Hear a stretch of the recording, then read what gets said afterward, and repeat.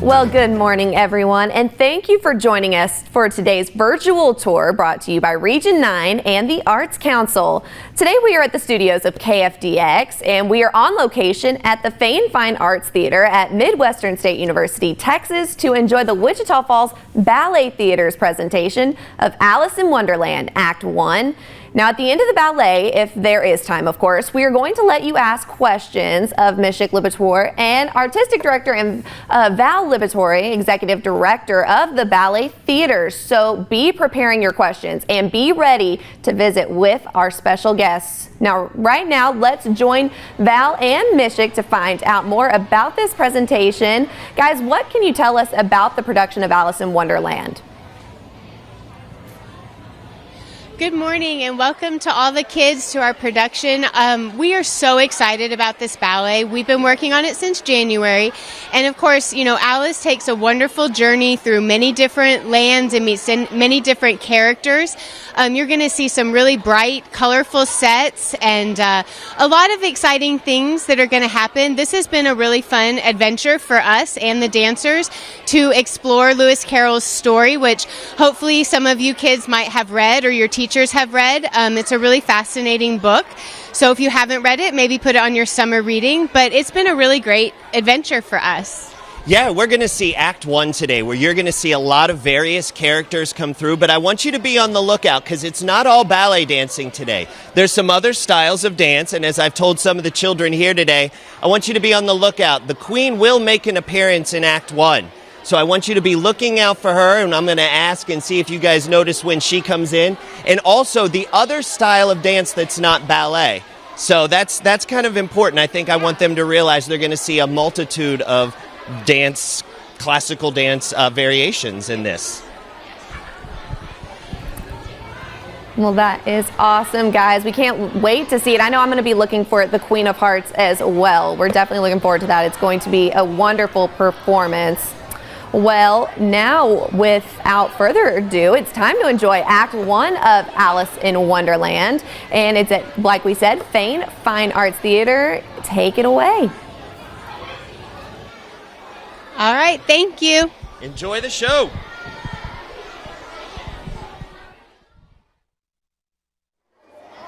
Do I hang up?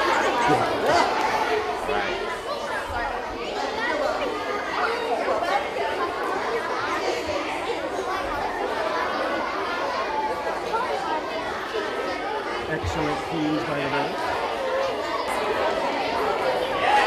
How's everybody doing? Are you excited? Good, because these dancers are so ready to perform for you today. I can't wait for you all to see it. But now I want to talk about some of the rules and etiquette in the theater. So one thing you got to remember is I know everybody loves these little machines nowadays, but hopefully you can turn it on silent and try to keep it in your pocket. It's only going to be 50 minutes that you won't be connected to the phone. I want you to watch and experience live theater. Okay, so remember, no cell phones. And during the show, what do you do if you see something you like? Yeah, so let's hear what you got. I want to hear it.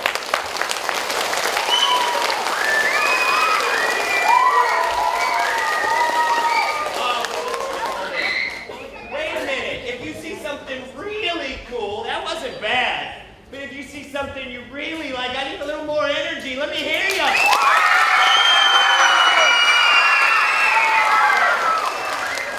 So much better. That's what I want to hear. Those dancers are going to love it when you applaud, I promise. But just remember, try to be as quiet as you can. No talking during the show. But when you would feel the need to communicate those feelings of happiness, big applause and big woohoo, big scream.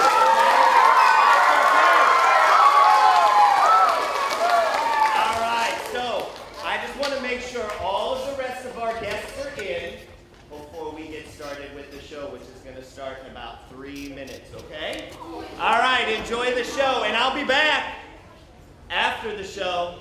We're going to do a little questions and answers with students that are going to be virtual and you as well, okay? All right, perfect. Enjoy the show.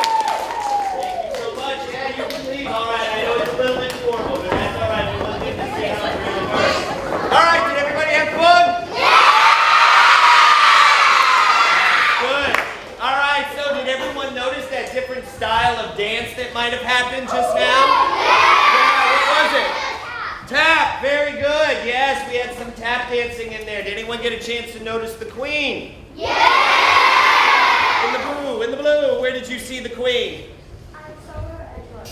At the very end, very good, yes. So, did you see all the different characters in the race? We had the duck and the caterpillar and the tea party with all kinds of characters in that tea party. So, the dancers are done for now, but while they're getting me set up to go back on TV, I want a raised hand. But does anybody have any questions about what they saw today? Young lady right here.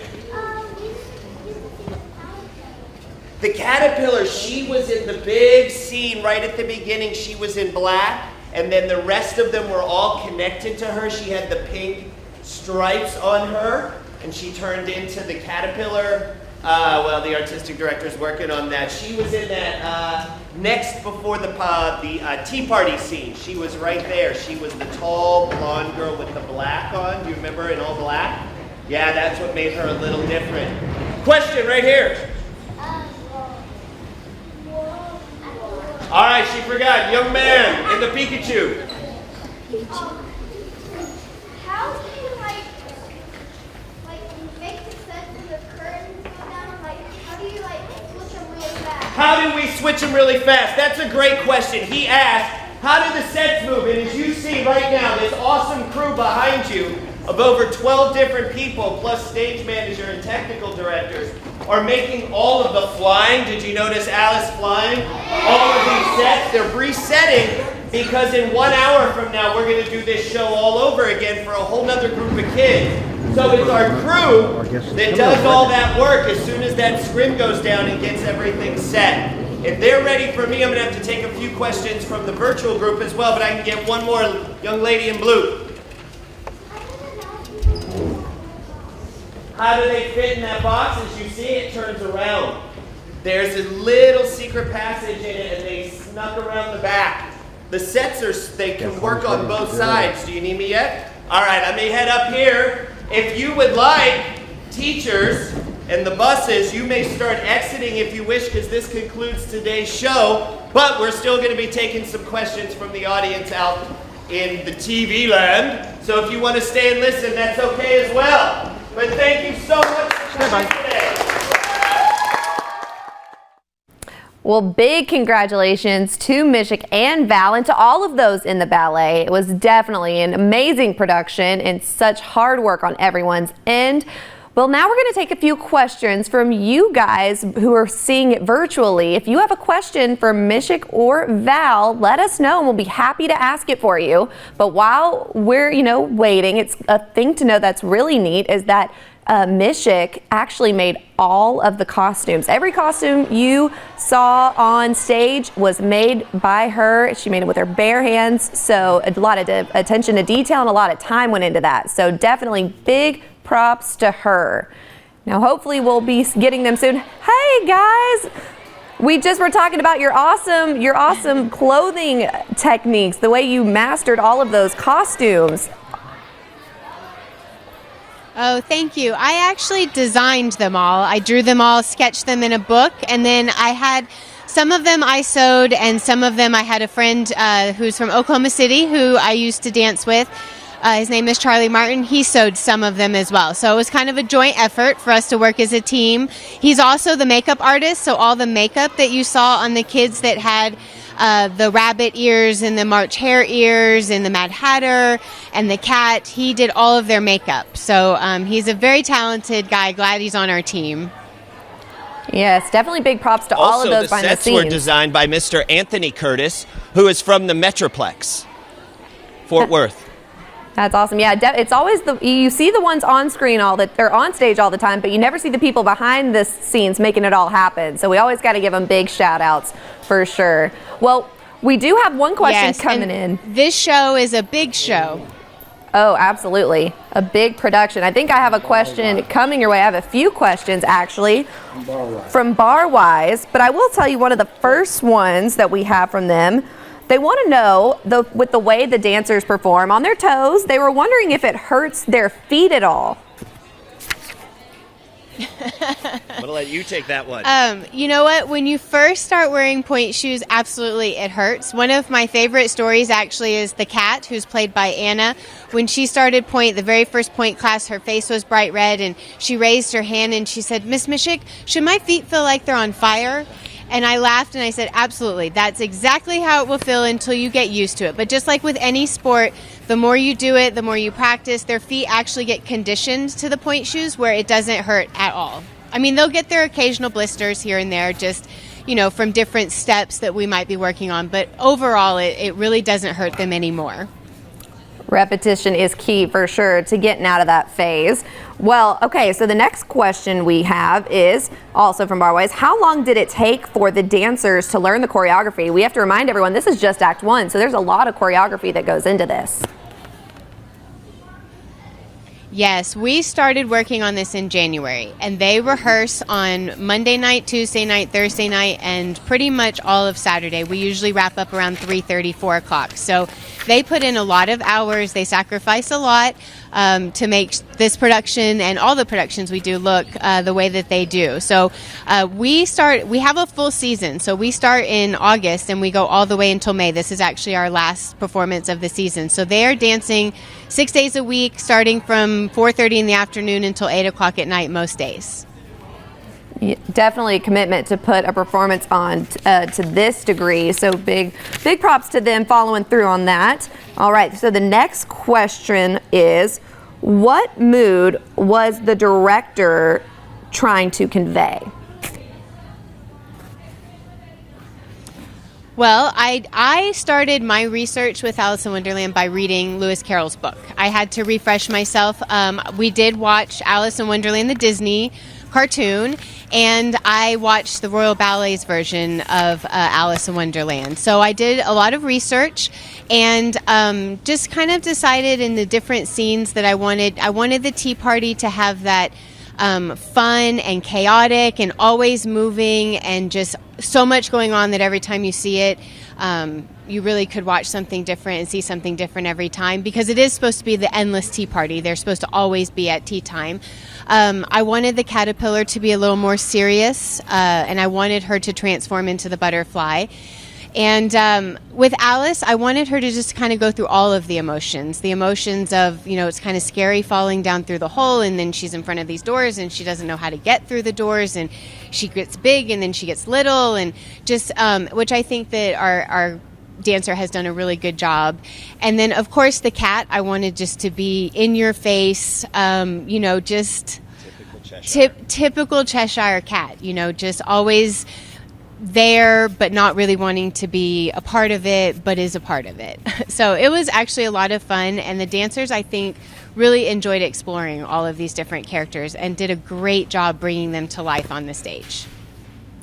Yes, absolutely. I think we can all agree. They did wonderful. Okay, so now we're going to Kirby Middle School. One of the questions for Kirby. So I'm not sure, hopefully you'll remember, there are blue ribbons. There were blue ribbons on the stage, and they want to know what those represent or what they are.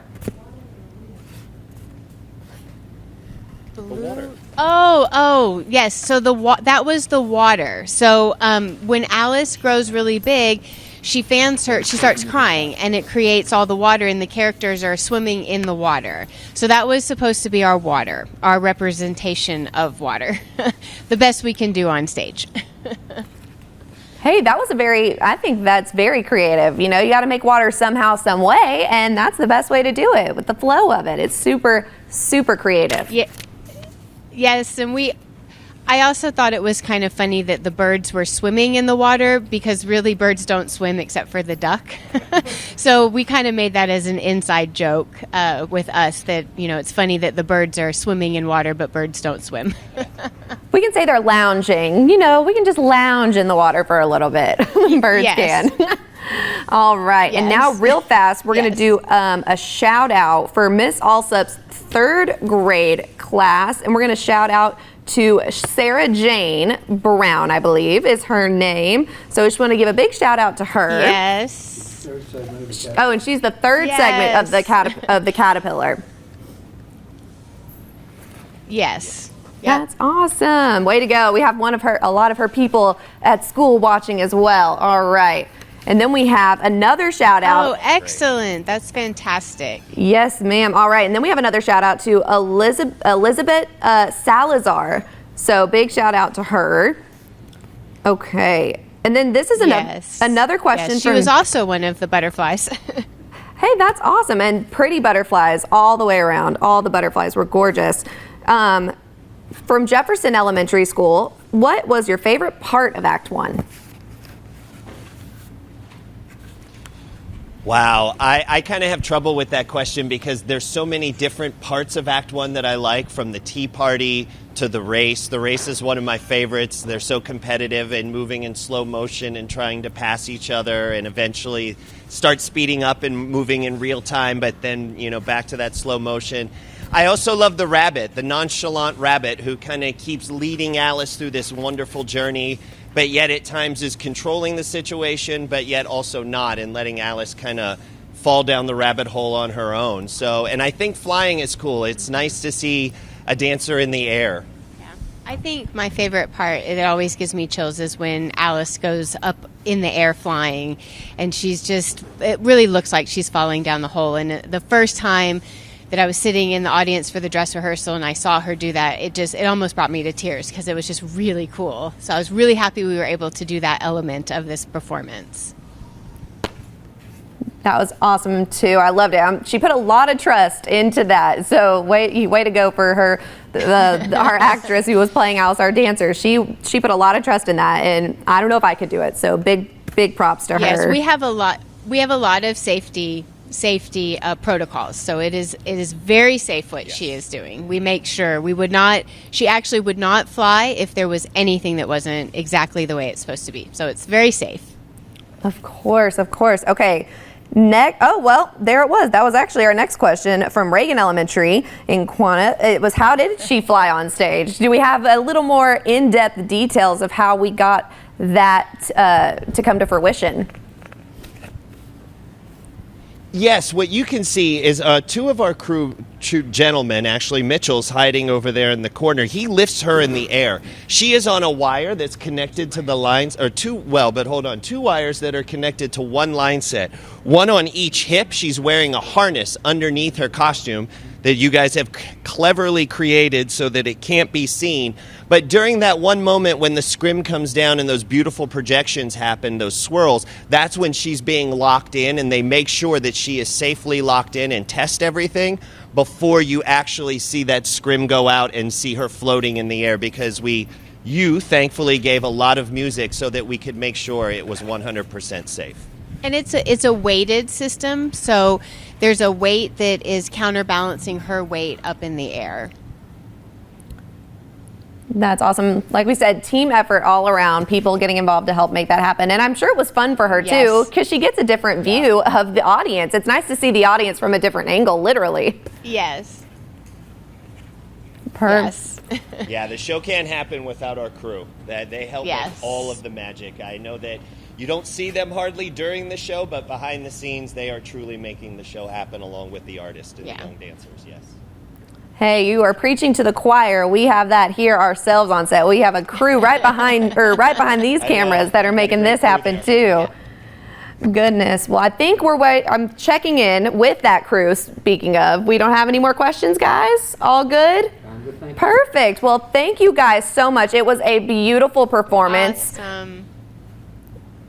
Good luck, by the way. I know you have another one in an hour. Thank you so much for having the Wichita Falls Ballet Theatre. Thank you, and also hosting the Kemp Center for the Arts. We really appreciate all of this. Thank you. Perfect. Well, thank you again to Mishik and Val. They did a spectacular job, and their crew. And thank you for them for welcoming our virtual tour today. And also thank you guys for joining us. And special thanks to KFDX for making this broadcast possible.